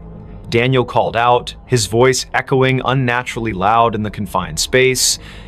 The footsteps stopped immediately, followed by complete silence that seemed to vibrate through the very walls.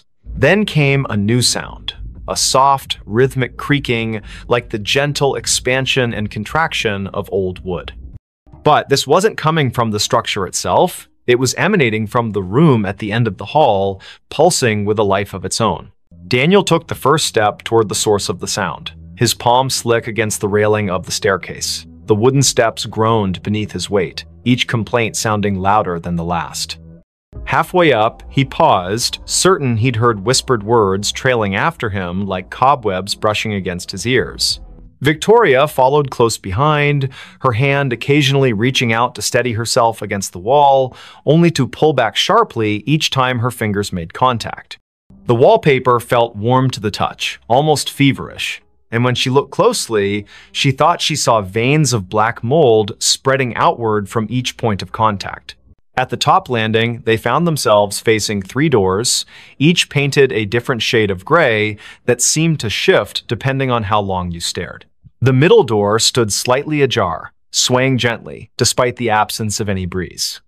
Through the gap, they could see movement, not human movement, but something more akin to shadows stretching and retreating across the far wall. Michael raised his camera, framing the scene through the viewfinder, but what he saw through the lens made his hands tremble. The room appeared larger through the camera, its dimensions distorted in ways that defied logic. "Did you hear that?" Victoria's voice cracked as she spoke. They all froze, listening to the sound of breathing, deep, measured inhalations that filled the corridor like waves crashing against a distant shore. The sound wasn't coming from them. It was too synchronized, too deliberate. Daniel reached for the doorknob, his fingers brushing against metal that felt impossibly cold. As his hand closed around it, the breathing hitched, then resumed with greater intensity. The door opened with a reluctant creak, revealing a space that seemed to swallow the available light rather than reflect it. Inside, the air was dense and humid, carrying the scent of earth after rain mixed with something sour and metallic. The walls were covered in what appeared to be ancient wallpaper, but upon closer inspection, they realized it was actually layers of dried, yellowed paper stacked directly onto the plaster. Pages upon pages of handwritten text, fragments of letters and drawings pressed together like geological strata. Some sections seemed to ripple when touched, as if the surface retained some vestige of life. In the center of the room stood an antique writing desk, its surface stained with ink blots that had long since dried black. Victoria approached the desk cautiously, her attention drawn to a leather-bound journal resting open at its center. The handwriting inside was spidery and erratic, the ink varying in color from fresh black to faded brown. As she read the first few lines, her reflection in the window behind the desk caught her eye. She froze, watching as her mirrored self continued reading even after she had lowered the book. The reflection smiled at her, then mouthed words that didn't match her own movements. When she turned to look back at the actual room, she found Daniel staring at her with wide eyes, his lips moving soundlessly. Michael remained in the doorway, his camera trained on the scene unfolding before him. Through the viewfinder, he watched as the room's dimensions shifted imperceptibly, walls bowing inward, then snapping back like living tissue. The floorboards beneath his feet pulsed gently, maintaining the same rhythm as the breathing they had heard earlier. He noticed something new. Symbols carved into the baseboards, their shapes disturbingly familiar. They matched the patterns he had seen in the photographs downstairs, though here they seemed more pronounced, almost angry in their execution. The room grew darker despite the approaching noonday sunday. Shadows lengthened unnaturally, pooling in corners and creating shapes that suggested movement just beyond perception. A soft scratching sound began behind the walls, like fingernails dragged lightly across wood. It started in one corner, then traveled methodically around the perimeter of the room, gaining speed and intensity with each circuit. The breathing deepened, becoming labored, until it sounded like someone struggling for air. Yet no living person occupied the space with them. Daniel moved toward the far wall, drawn by an inexplicable force. His fingers brushed against the paper-covered surface, feeling the individual sheets shift under his touch. Some pages crumbled to dust at his slightest contact, while others felt slick and wet, leaving dark stains on his fingertips.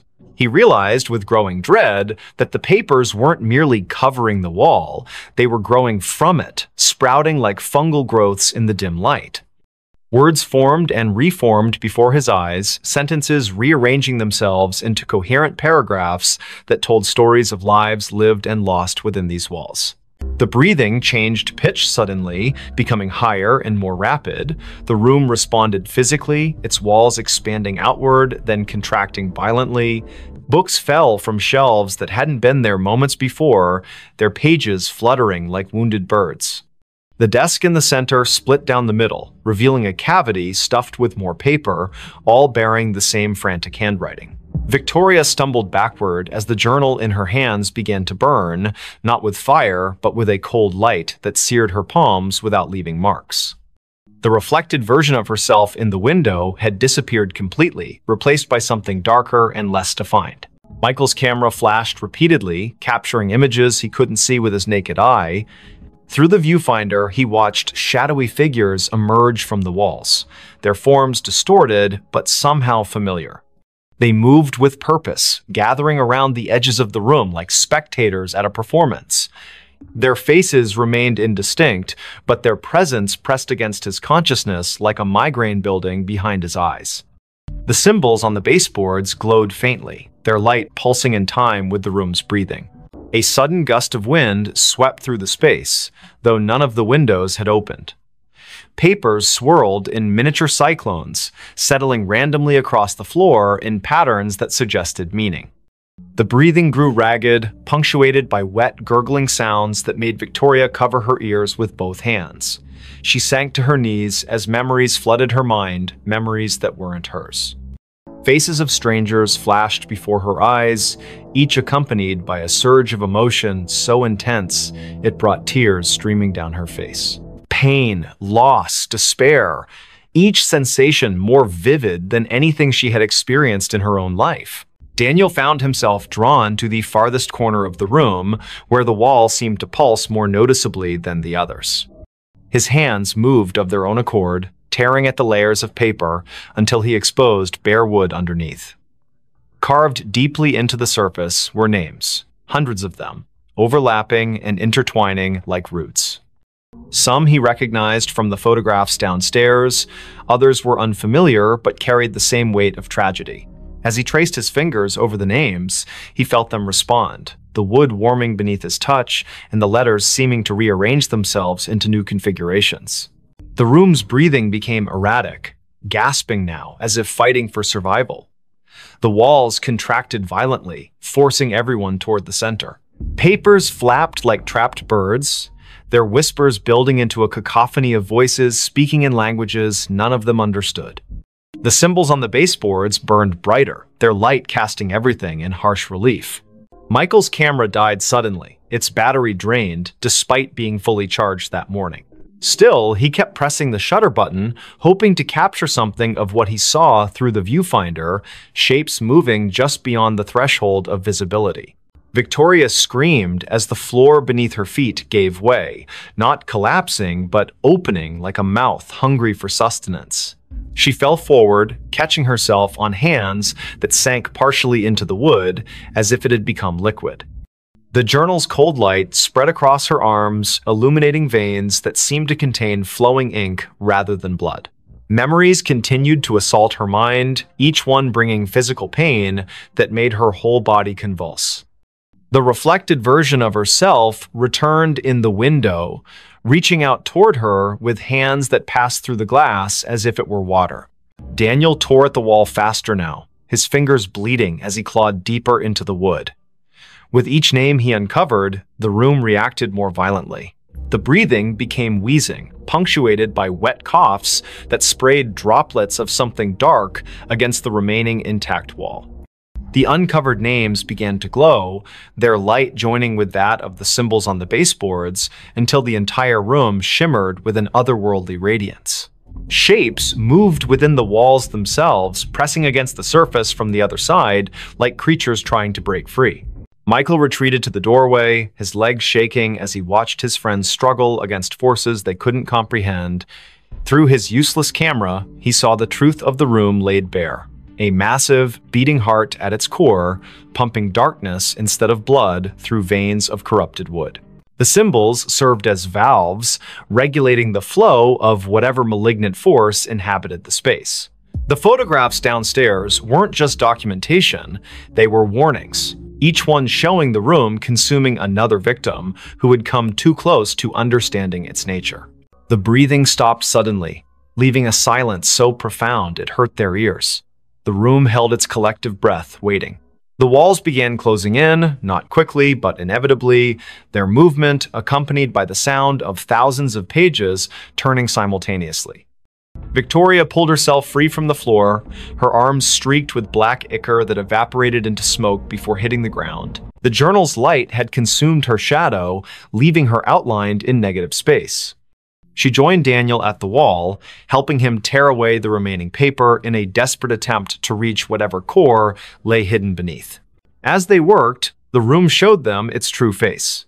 The walls weren't solid, they were composed of compressed memories, each layer containing the essence of someone who had tried to understand or escape.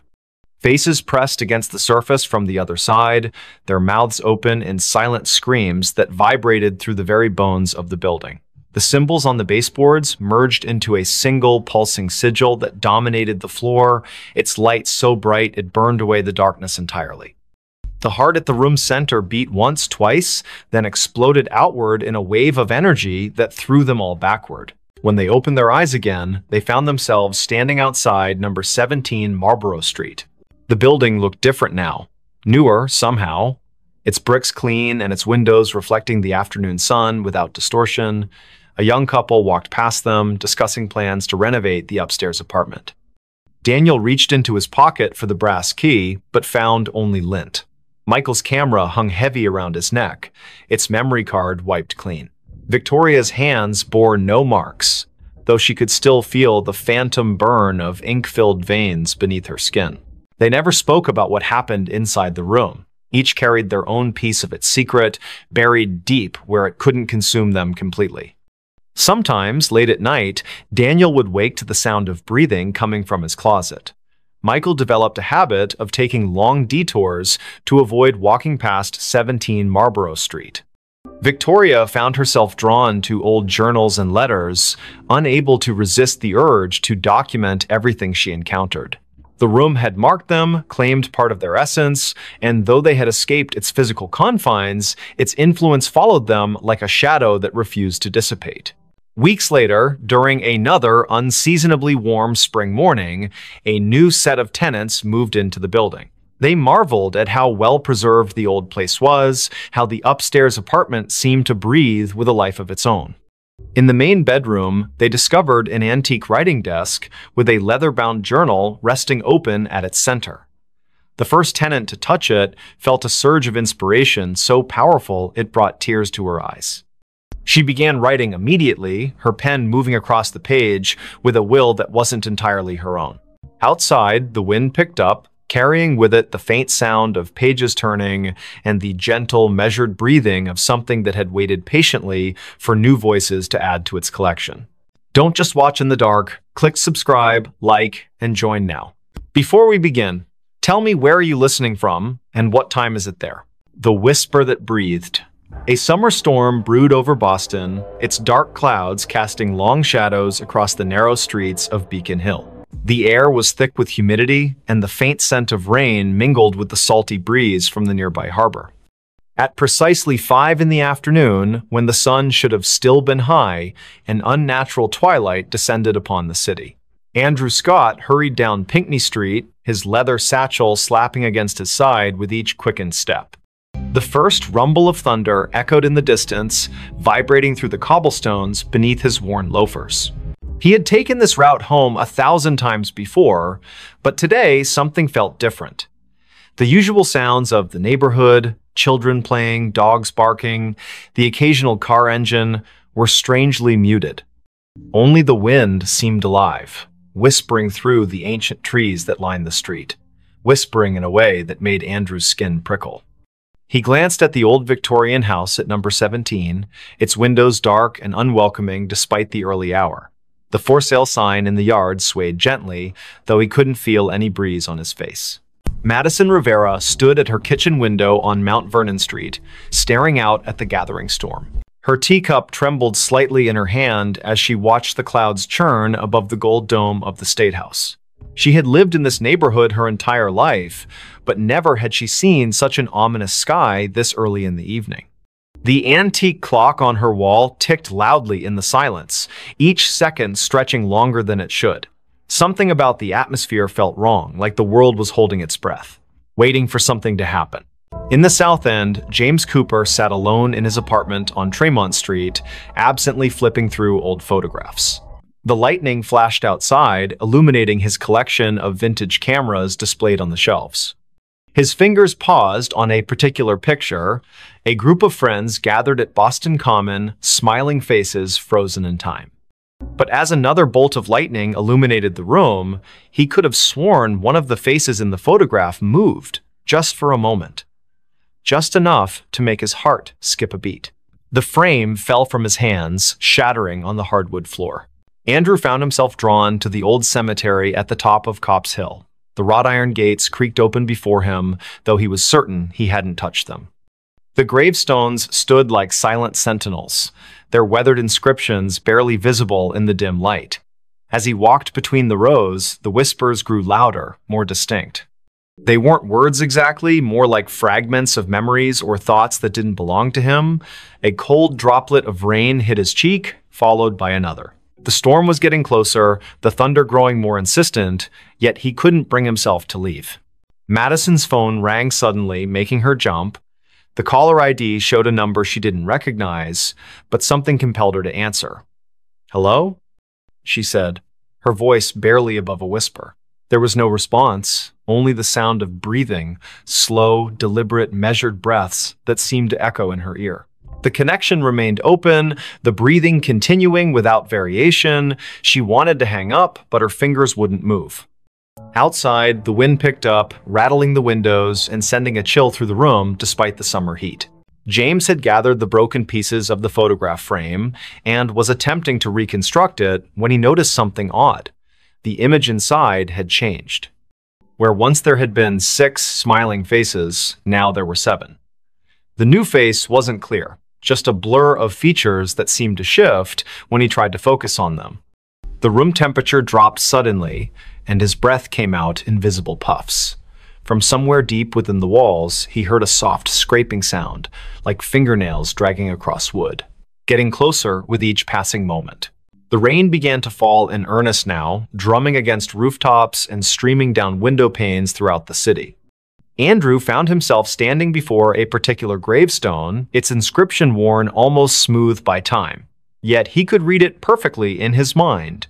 Elizabeth Hargrove, 1845–1865. The name triggered something in his memory, though he couldn't place why. The whispers around him formed words now, disjointed phrases that painted pictures of a life cut tragically short. Never meant to. Kept calling me back. So cold here. Madison finally managed to end the call, dropping the phone on the counter with shaking hands. The lights flickered, then steadied, then flickered again. She moved to check the circuit breaker, but stopped when she saw her reflection in the hallway mirror. It wasn't quite right, her eyes were wrong, too dark, too empty. She blinked, and the reflection smiled while she remained expressionless. The breathing from the phone call continued behind her, though no device was near. "You shouldn't have answered," it seemed to say, so softly she might have imagined it. James had barricaded himself in his bedroom, the photograph hidden safely in a drawer. The scraping had stopped, replaced by a gentle tapping at his window. When he looked, there was nothing there except the distorted reflection of his room. But something about the angles was off, as if space itself had bent slightly out of shape. His cameras, usually arranged with precise care, were now facing inward, their lenses trained on his bed. "They see you," he whispered to himself, though he wasn't sure where the words came from.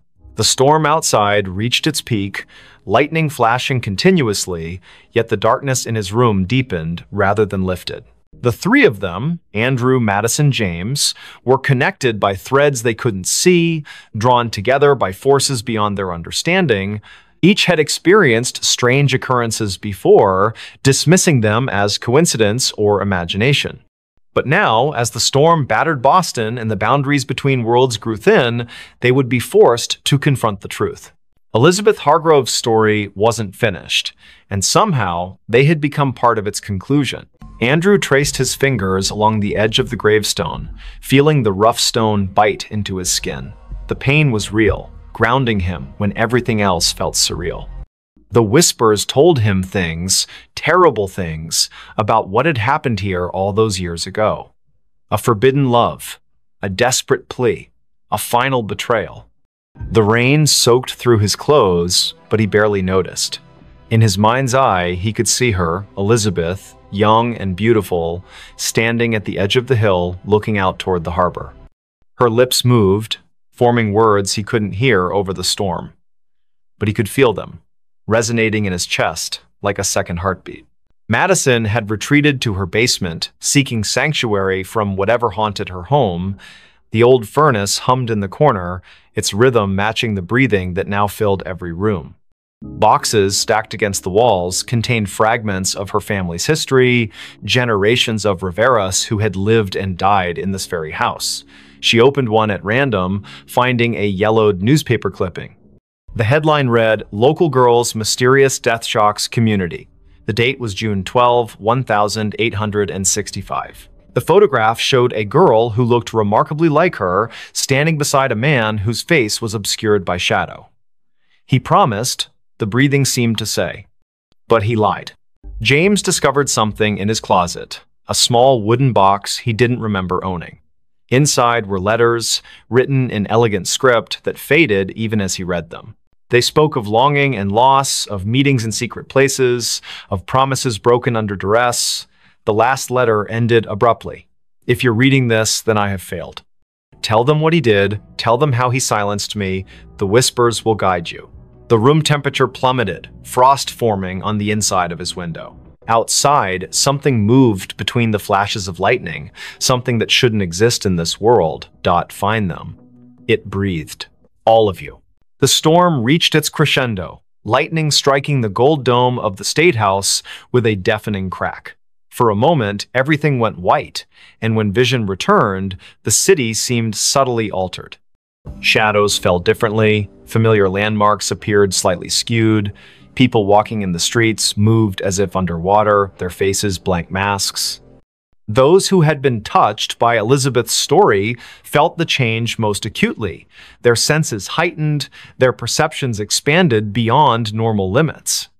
Sounds carried from impossible distances. Smells lingered long after their sources disappeared. Touches left imprints that glowed faintly in the dark. Andrew found himself unable to leave the cemetery. The gates had vanished, replaced by an endless expanse of tombstones stretching in all directions. Each bore Elizabeth's name, each marked a different year of death. The whispers became a chorus now, overlapping voices telling conflicting versions of the same tragedy. Some claimed she had thrown herself from the hill in despair, others insisted she had been pushed. All agreed on one thing: justice had never been served. The rain continued to fall, but it wasn't water anymore, it was memories, each drop carrying fragments of lives cut short, hopes dashed, loves lost. Madison's basement had transformed into a labyrinth of family secrets. Every box she opened contained evidence of her ancestors' involvement in Elizabeth's fate, letters of condemnation, witness statements, a blood-stained handkerchief, photographs showing the same shadowy figure across generations, always present at moments of tragedy. The breathing grew louder, surrounding her like a physical presence. "You know him," it rasped. "He watches still." She looked up to see her own reflection in the basement window, but instead of her face, she saw the Shadow Man's features clearly for the first time. Their eyes met, and she understood everything that had been hidden, everything that had been denied. James's apartment building had emptied of all other tenants, leaving him alone with the entity that had been watching him through his cameras. The photographs on his walls had changed. Each now showed the same scene: Elizabeth standing at the edge of Copp's Hill, reaching out to someone just out of frame. The seventh figure in his broken photograph had clarified, revealing features that matched the Shadow Man from Madison's past. The wooden box had multiplied, filling his living room with identical copies, each containing variations of the same tragic story. "We are witnesses," the voice whispered directly into his mind, "and we are judged." As the supernatural storm raged, drawing energy from centuries of buried guilt and unresolved grief, the three found themselves converging at number 17 Pinckney Street. The house that had seemed merely old and empty now pulsed with malevolent life. Its windows reflected scenes from the past. Elizabeth's final moments played out endlessly, each iteration slightly different, each ending the same. The front door stood open, inviting them inside to witness the truth. The interior defied physics. Rooms stretched impossibly far, staircases led to nowhere, doors opened onto other dimensions. In the center of it all stood the Shadow Man, finally revealed in full. His face was a composite of every person who had ever turned a blind eye to injustice, every authority figure who had dismissed Elizabeth's pleas for help. "It's time," he said. his voice a chorus of thousands. Time to break the cycle. The house shook violently as reality struggled to contain the weight of so many unresolved wrongs. Andrew, Madison, and James realized simultaneously that they had been chosen not as victims, but as instruments of resolution. Each carried a piece of Elizabeth's story within them. Andrew through his ancestral connection to the hill, Madison through her family's complicity in the cover-up, James through his ability to capture truth in images. Together, they formed a conduit through which Elizabeth's voice could finally be heard, her story told in full, her justice served. The Shadow Man began to dissolve, his form unraveling like smoke caught in a strong wind. "Too late," he whispered, fragments of his essence dispersing into the ether. The truth cannot be contained. The house around them started to collapse, folding in on itself as centuries of lies unraveled.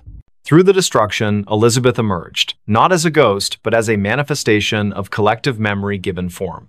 Her eyes held all the sorrow of her age, yet also a spark of hope newly kindled. The storm broke as suddenly as it had begun, leaving behind an eerie calm. Number 17 Pinckney Street stood intact once more, its windows dark, and its for sale sign swaying gently in the evening breeze. Andrew, Madison, and James found themselves standing on the sidewalk, drenched and disoriented but whole. The whispers had ceased, replaced by the natural sounds of a city recovering from a summer storm. Lightning flashed one last time, illuminating the hilltop where Elizabeth had stood so long ago. For a brief moment, they thought they saw her silhouette against the darkening sky, her hand raised in farewell. Life in Boston returned to normal, though those who had been touched by the supernatural events carried their experiences like scars, invisible to others, but ever present in their minds. Andrew devoted himself to preserving local history, ensuring that stories like Elizabeth's would never be forgotten again. Madison worked to uncover other buried truths in her family's past, determined to break cycles of silence and denial. James continued taking photographs, but now his lens sought to capture not just images, but essences, the intangible elements that made people who they were. On quiet summer evenings, when storms gathered over the city and the wind whispered through the ancient trees, some claimed they could still hear Elizabeth's voice. Not demanding vengeance, not seeking pity, simply reminding those who would listen that truth has a way of emerging, no matter how deeply it is buried. And sometimes, when passing number 17 Pinckney Street, particularly sensitive souls might catch a glimpse of movement in an upper window or feel a gentle touch on their shoulder, accompanied by the softest of whispers, "Thank you." The story of Elizabeth Hargrove became legend in certain circles, a cautionary tale about the dangers of ignoring injustice and the power of collective memory. Her name appeared in historical records, her story told in museums and walking tours. Yet those who had truly known her, Andrew, Madison, James, understood that her presence lingered not in these official accounts, but in the spaces between them. In the moments when the world seemed to hold its breath, when shadows fell just a little too deep, when the wind carried voices from another time, Boston continued its march forward, oblivious to the thin veil separating past from present. Summer storms still rolled in from the Atlantic, lightning still illuminated the gold dome of the State House. Children still played in the shadow of Copp's Hill, unaware of the tragedy that had unfolded there so long ago. But somewhere, in the fabric of the city itself, Elizabeth's story continued to resonate. A reminder that some truths refuse to be silenced. Some voices continue to breathe long after their bodies have turned to dust. And on nights when the moon hung low over Beacon Hill, casting long shadows across the cobblestone streets, those who listened closely might hear it, the whisper that breathed, carrying fragments of a life reclaimed, echoes of justice finally served. Reminders that even in death, truth finds a way to speak through those willing to listen. Screams in the warehouse at night. The winter air in Savannah carried an unusual chill, even for Georgia. The cicadas buzzed incessantly through the humid night as Amelia Thompson tightened her scarf around her neck. She had taken the security job at the old warehouse on the outskirts of town, mostly out of desperation. The building stood like a monolith against the dark sky, its weathered brick walls telling stories of better days when it was part of the thriving port district. Liam Allen, her partner for the night shift, leaned against their patrol car while chewing absent-mindedly on a toothpick. "Third week, and you're still jumpy," he said with a smirk that didn't quite reach his eyes. His attempt at casual conversation couldn't mask the tension in his voice. They both knew something wasn't right about this place. Every night brought new sounds from within the warehouse's walls, sounds that shouldn't exist in an empty building. As they approached the main entrance, Amelia noticed the padlock looked different somehow. The scratches around the hasp seemed fresh, though she could have sworn she'd checked it thoroughly just hours before. Liam must have seen her hesitation because he placed a hand on her shoulder. "Probably just kids messing around again," he said, but his words lacked conviction. Last week, they'd found graffiti inside that definitely hadn't been there during their previous rounds. The heavy metal door groaned in protest as Liam pushed it open. The smell hit them immediately, damp concrete mixed with something metallic that made Amelia's stomach churn. Their flashlights cut through the darkness, revealing rows of empty pallets and dusty machinery. The air felt heavier inside, pressing against their lungs with each breath. Somewhere deep in the shadows, water dripped methodically. Drip, drip, drip. They started their usual patrol route, boots echoing ominously against the concrete floor. Amelia couldn't shake the feeling they were being watched. The security cameras mounted high on the walls provided little comfort. Their red lights blinked steadily, but she knew from experience how unreliable they were. Half of them were either broken or showed nothing but static-filled images on the monitor back at their station. "Did you hear that?" Amelia whispered suddenly, grabbing Liam's arm. A soft scraping sound had come from somewhere behind the rows of shelving units. It sounded like metal dragging across concrete. Slow, deliberate. Liam raised his flashlight, the beam trembling slightly despite his best efforts to keep it steady. "Probably just rats," he muttered, though neither of them believed it. The sound came again, closer this time. Closer. Their radios crackled to life without warning, making them both jump. Static filled their ears for several seconds before a distorted voice broke through. "Help me." The transmission ended abruptly, leaving only silence in its wake. Amelia and Liam exchanged a worried glance. That section of the frequency belonged to local emergency services, not their security channel. They should never have received that transmission here. The temperature seemed to drop several degrees as they continued deeper into the warehouse. Their breath formed visible clouds in the beam of their flashlights. Something moved in the corner of Amelia's vision. A shadow too large to be a rat, darting between support columns. When she turned to look directly at it, there was nothing there. Just empty space and more shadows that seemed to stretch longer than they should. Liam stopped suddenly, causing Amelia to bump into him. He was staring at something on the floor ahead. At first glance, it looked like oil stains, but as they moved closer, the metallic smell became overwhelming. Blood. Fresh blood leading toward one of the loading docks. The trail glistened wetly in their flashlight beams, ending abruptly at the edge of a large pool that hadn't been there during their last pass through this area. Neither of them spoke as they followed the path, their footsteps careful and measured. The loading dock area proved even colder than the rest of the warehouse. Condensation formed on every surface, dripping steadily from the ceiling beams. What appeared to be claw marks scored deeply into the concrete floor, radiating outward from the blood pool like some terrible flower blooming in reverse. Amelia's radio crackled again. This time with no discernible words, just a rising and falling electronic whine that set her teeth on edge.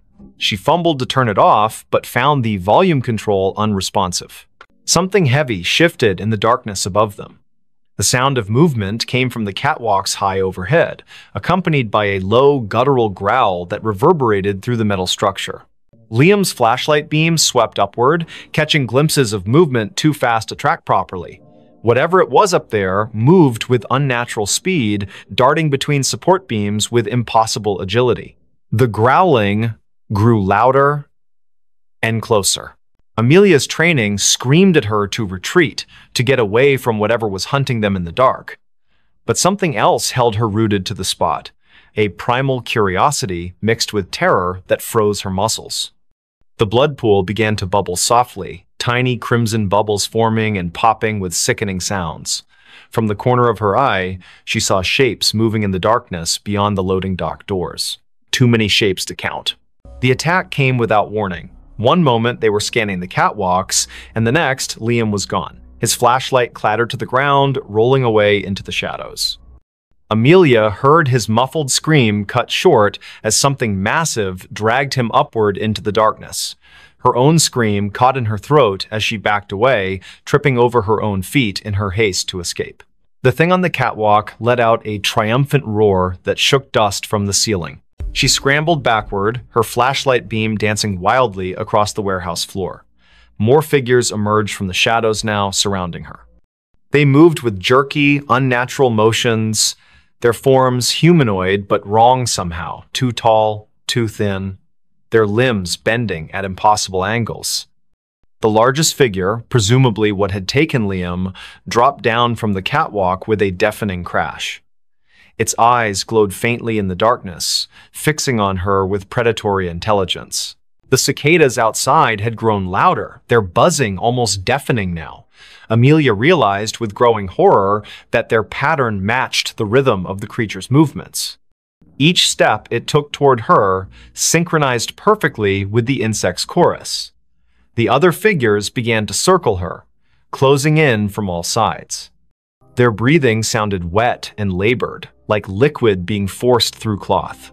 She pressed herself against a stack of pallets, searching desperately for an escape route. A sudden noise from the office area caught everyone's attention, the distinctive sound of someone trying to force open a window. The creatures hesitated, their heads snapping toward the disturbance with unsettling speed. Amelia seized her chance, diving between two of the smaller figures and sprinting toward the main entrance. Behind her, she heard snarls of frustration as the creatures debated whether to pursue her or investigate the new intruder. Her radio crackled to life again, this time with perfect clarity. "Run!" a woman's voice shouted urgently. "Get out while you still can." The transmission cut off abruptly, replaced by more static. Amelia didn't question it. She poured everything she had left into reaching the exit. As she burst through the heavy metal door, the cold night air hit her like a slap.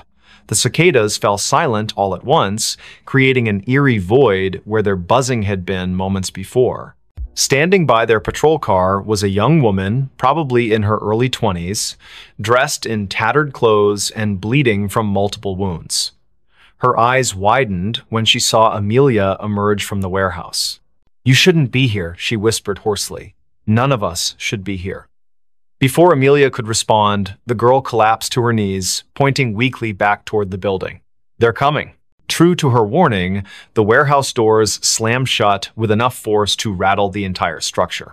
The windows on the upper floors began to glow with an unnatural light, pulsing in time with the now returning cicada chorus.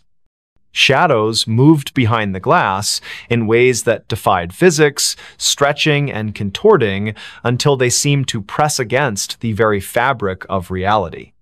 Amelia helped the mysterious girl to her feet, noticing for the first time these strange symbols carved into her arms. "We need to move," the girl insisted, pulling Amelia toward the car. "They'll be spreading soon.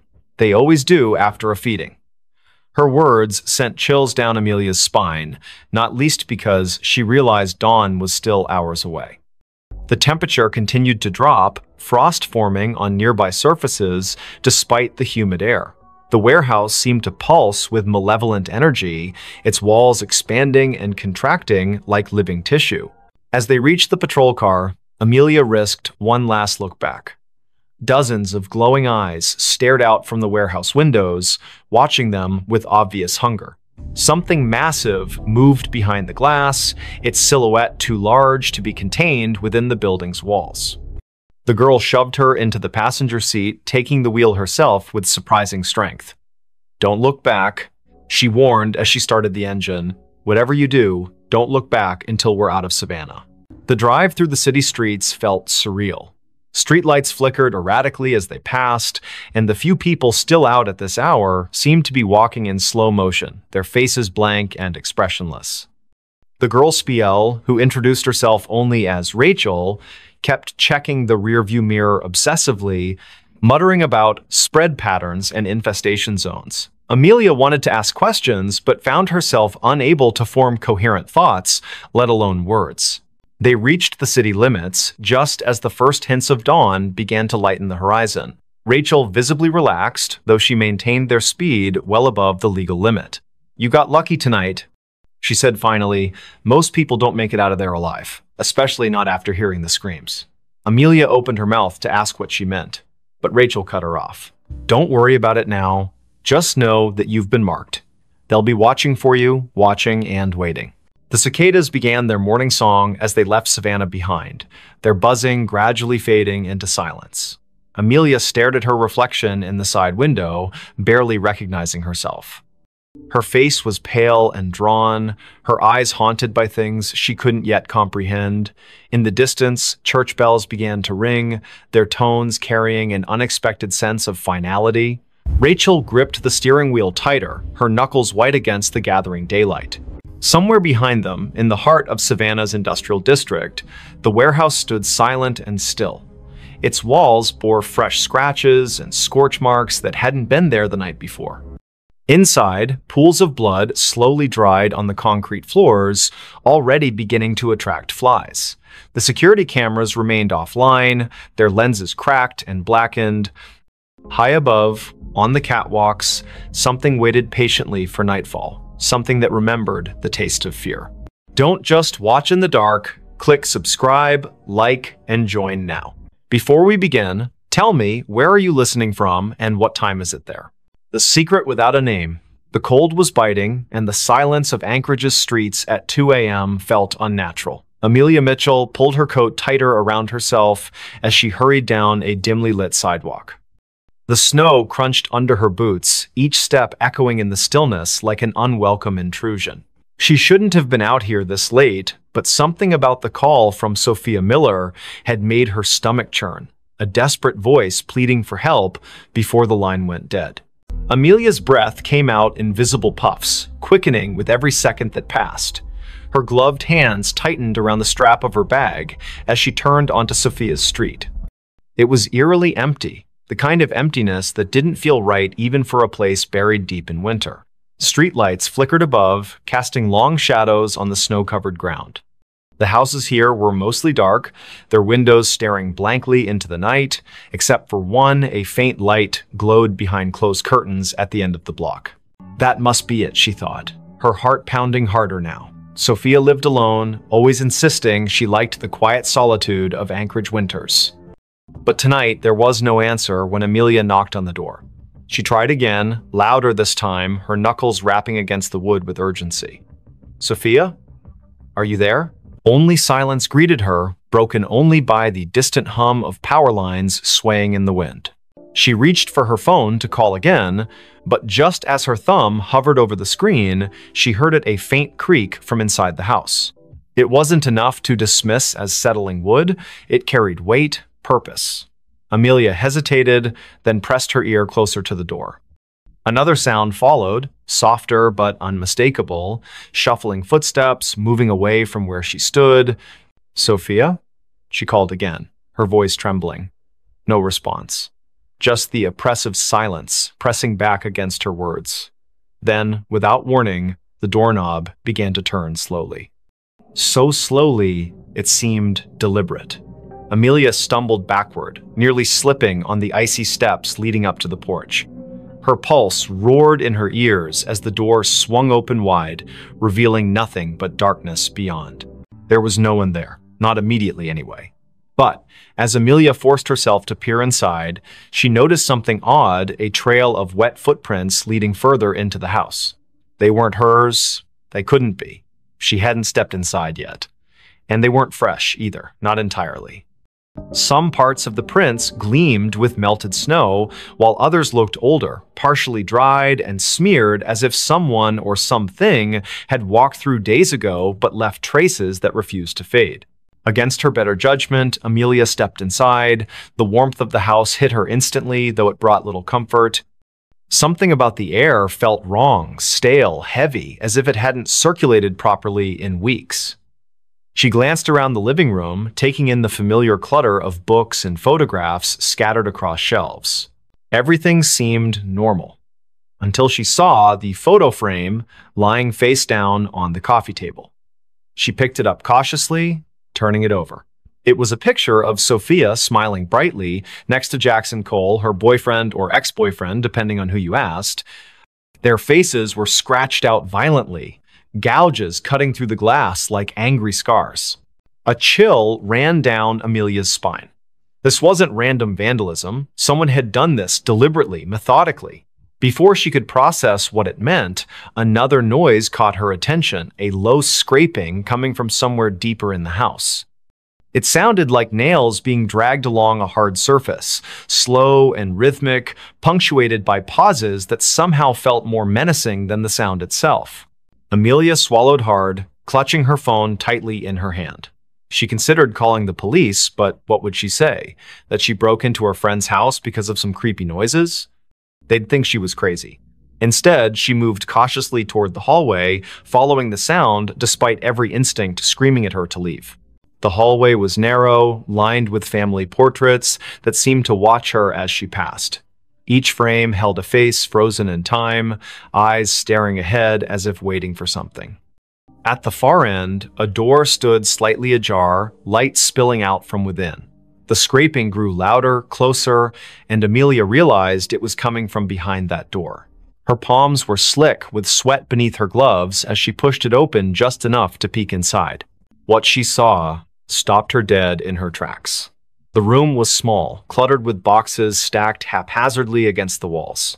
In the center sat a chair, and on the chair was Sophia, or at least what remained of her. Her body slumped forward unnaturally, head hanging limp as if her neck couldn't support its weight anymore. Blood pooled beneath the chair, dark and congealed, staining the hardwood floor. But the worst part was her face, or rather, the absence of it. Where Sophia's features should have been, there was only smooth, featureless skin stretched taut over bone. Amelia gagged, stumbling backward as bile rose in her throat. She wanted to scream, to run, but her legs wouldn't obey. Instead, she froze, transfixed by the sight before her.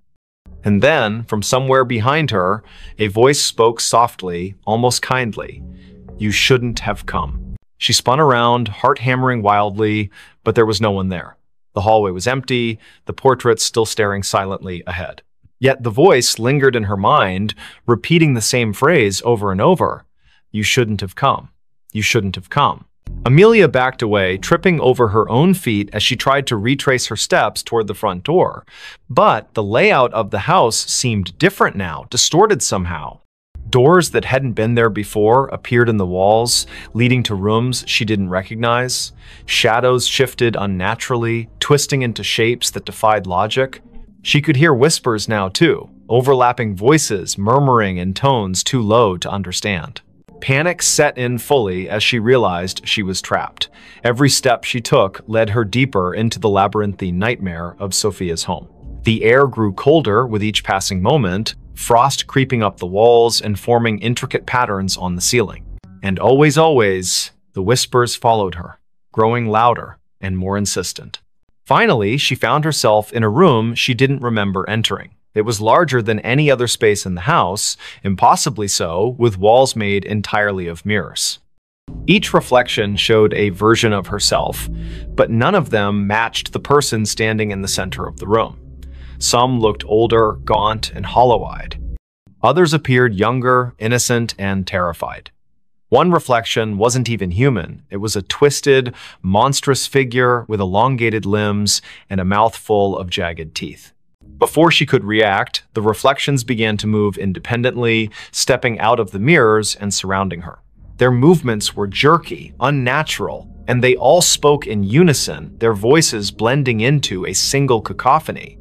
"You know the secret," they hissed. "You've always known." Amelia shook her head frantically, tears streaming down her face.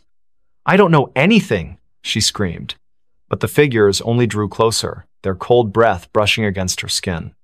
One of them reached out, its fingers brushing her cheek, and suddenly memories flooded her mind, memories that weren't hers. Images of Sophia, of Jackson, of secrets whispered in the dark, of a nameless thing lurking just beyond the edge of perception, waiting patiently for someone foolish enough to stumble upon it. And then everything went black. When Amelia woke, she was outside again, lying in the snow. The house was gone, replaced by an empty lot surrounded by trees. Her phone buzzed in her pocket, and she fumbled to retrieve it, hoping desperately for some explanation. There was a text message from an unknown number containing only 3 words: "Tell no one." She stared at the screen, her hands shaking uncontrollably.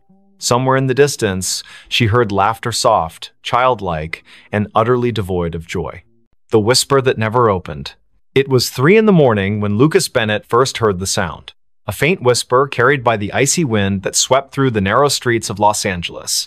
The city was unusually quiet for a place that never slept, its usual hum of life replaced by an unsettling stillness.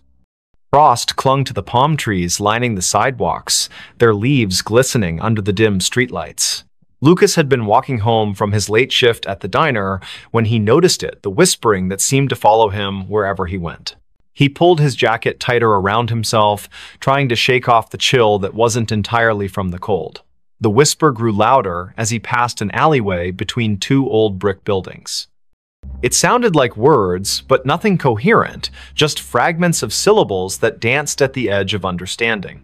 His pace quickened, boots crunching against the frost-covered pavement.